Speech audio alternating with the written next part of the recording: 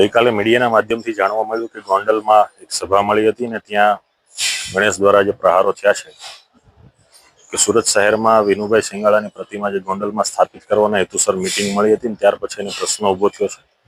આ બાબતે અમારી પ્રતિક્રિયા એટલી છે કે 14 યુવાનો એને 10 વર્ષ પછી યાદ આવ્યા છે એટલે માત્ર સમાજને આંસુ બતાવવાનો એક એનો સ્ટન્ટ છે। જેમણે વાત કરી છે કે ગોંડલમાં આવીને બતાવો તો આવનારા દિવસમાં ગોંડલમાં મજબૂતાઈથી જશું, એની જેમ 5-10 બોડીગાર્ડ વગર જઈશું અને જ્યાં એના સ્થળ છે, એની બેઠકો છે, જ્યાં પણ સભા કરે છે ત્યાં જ જશું અને મજબૂતાઈથી અમે સમાજની વાતો કરીશું। કેમ ધમકી આપી રહ્યા છો? એ તો એનો વિષય છે, કેમ ધમકી આપવી ન આપવી।